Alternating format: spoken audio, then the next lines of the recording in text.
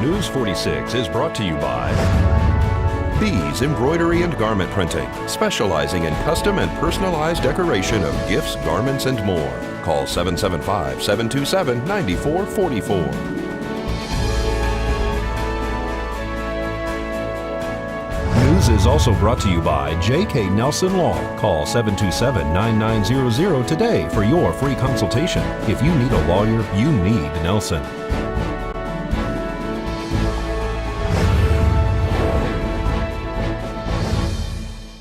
Tonight on News 46, Mercier transports an off-road rider to trauma. A new operations manager is hired at Valley Electric. And we say happy birthday to one of our own. News 46 starts now.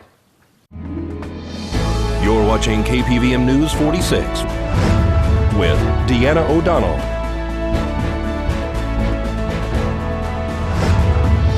and Zach Reinert.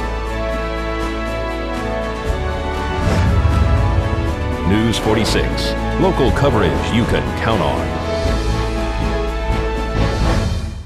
Good evening. It's Wednesday, February 15th, 2017. I'm Deanna O'Donnell. And I'm Zach Reinert for News 46. Emergency crews responded to a two-car crash this morning on North Highway 160.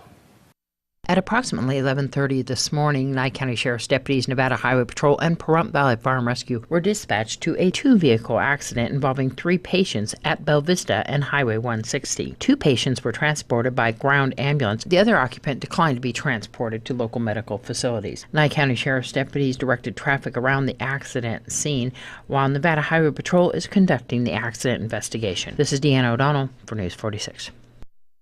And Mercier was dispatched to the scene of a crash yesterday afternoon.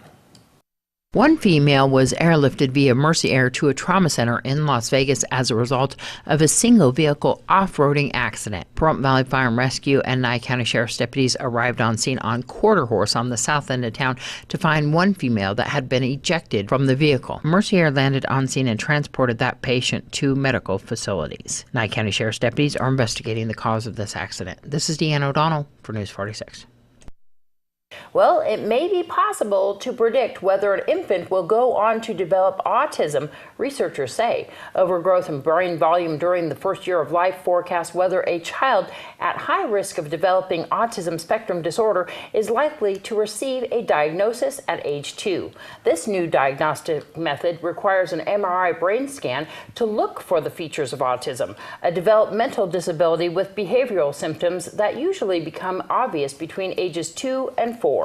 Doctors say further research is needed before it can be developed into a tool for diagnosing infants at high risk of developing autism.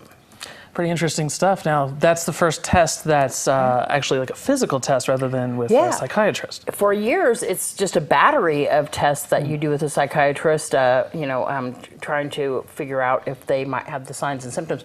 But this would be the first one to see an actual physical sign. Right. Very interesting. And that's within their first year of life, right? I wonder if you are going to move on later to finding out if you can test adults for autism. Sure. Yeah.